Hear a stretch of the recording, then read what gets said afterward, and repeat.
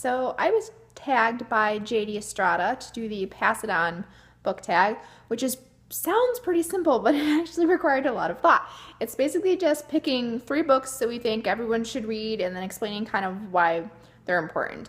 So what I did was I picked the first book that was kind of nonfiction and means something to me as a writer and also just as a person that I found valuable. And the second one is from the science fiction genre, which I write, so that's my own genre. So this is the most important one to me from that realm.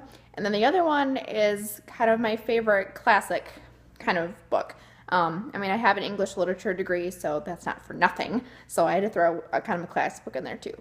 So first, I would say Bird by Bird by Anne Lamott.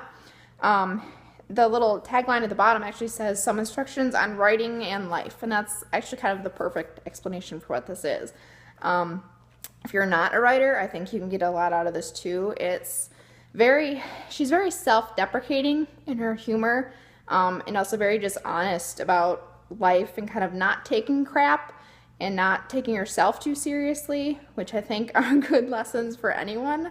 And then just the writing sides of it kind of go along with that, of just, again, not taking yourself too seriously, not freaking out, letting things come, and then also just, some general helpful tips. And there's some really great quotes in here. I've got the thing highlighted and marked up all over the place because I've read this multiple times.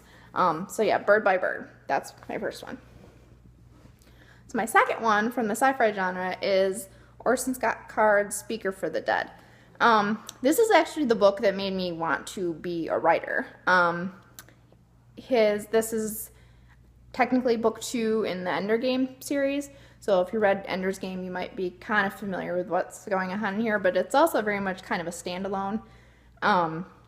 There's 2 books after this, which I don't really like at all, but this one meant a lot to me, and I just thought it has such a twist in it that it's definitely the thing that made me be like, oh, I want to do that as a writer.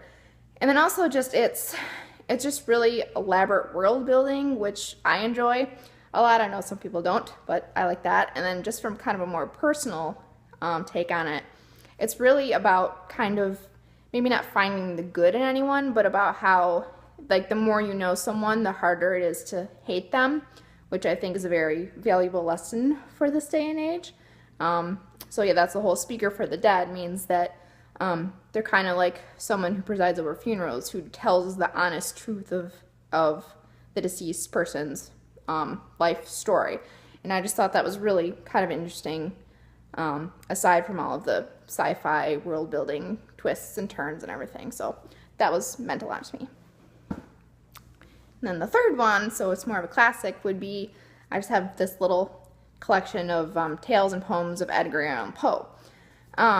I remember in school learning a lot about kind of the context around like why he wrote and the thought process behind that, and that's a lot of like little lit nerd stuff that I won't get into too much, but I just always really liked his writing and his use of words. He's mostly known for, dark and horror and that kind of thing, but he's also incredibly witty, and there's lots of lesser known stories that are actually really quite hilarious in parts. Small confession, but I've never really liked poetry.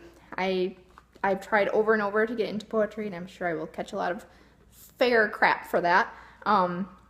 So I've read his poems too, but I'm definitely more a fan of these short stories. So those are my 3 books.